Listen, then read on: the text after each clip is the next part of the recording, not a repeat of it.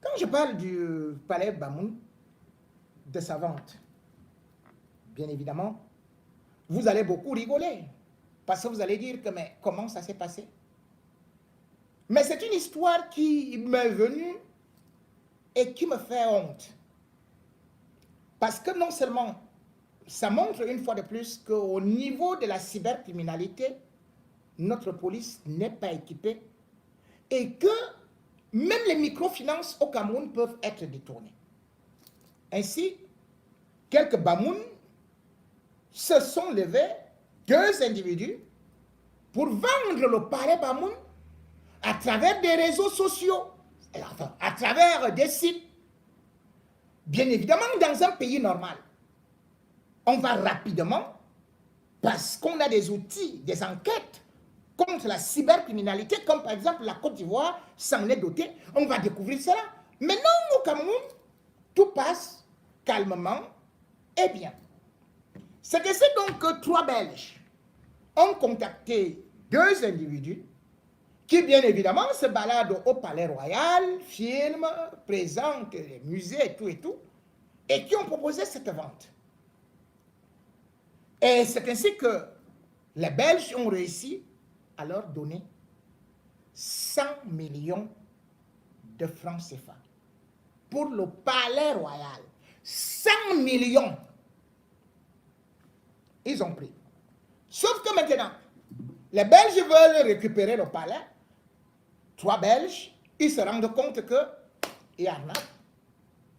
Et néanmoins, on va réussir à saisir ces individus, cette fois-ci, à Yaoundé.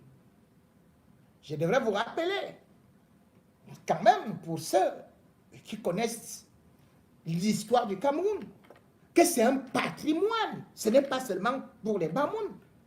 Parce qu'on sait très bien que ce peuple, ce qu'il a apporté, surtout avec Njoya, et puis son successeur,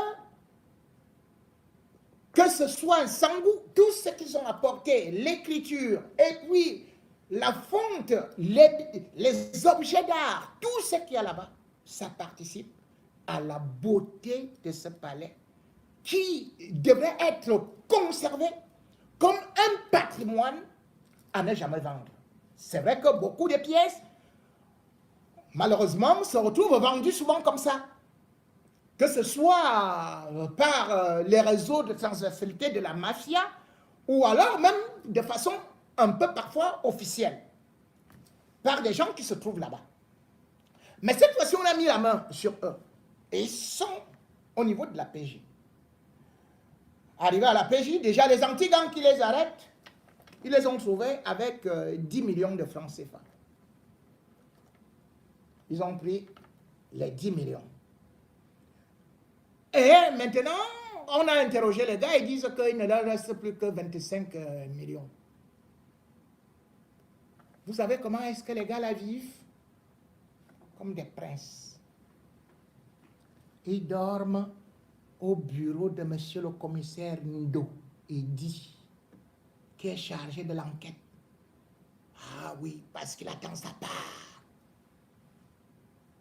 Il dorme dans son bureau à la soirée tombée. Il a même envoyé un de ses proches collaborateurs pour aller acheter un beau matelas à 45 000 francs à Mokolo. Ah oui, inspecteur Mbok Emmanuel, avec les draps. Là-bas, depuis 3 semaines. Ils sont couchés là, ils mangent, et quand la journée se lève, on plie le matelas, les draps et tout, ils viennent attendre au couloir. Je vous dis que ceux qui n'ont pas commis des délits, ils sont mis à la balançoire, hein. On les traite là-bas sale et mal.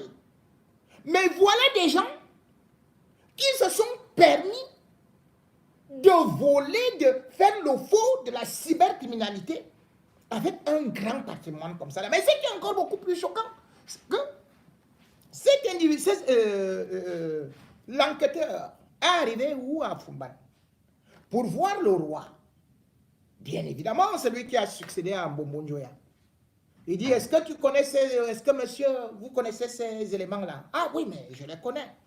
Mais ils sont qui et tout et tout.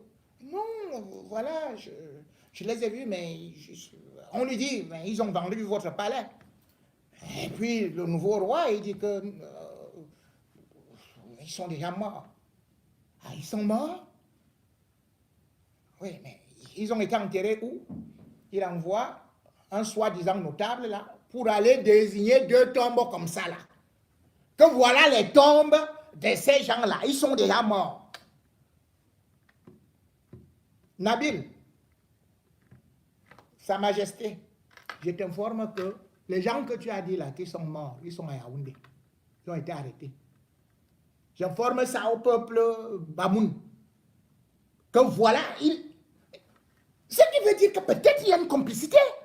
Vous ne pouvez pas déclarer que les gens sont morts alors que les gens sont vivants et sont détenus à Yaoundé. Et maintenant, comme on sait qu'il y a de l'argent et qu'il y a des Blancs qui ont de l'argent derrière cette histoire-là, comme exactement l'affaire où on avait escroqué d'autres aussi, à travers de l'or, c'était un coup monté par Émile Bankoui.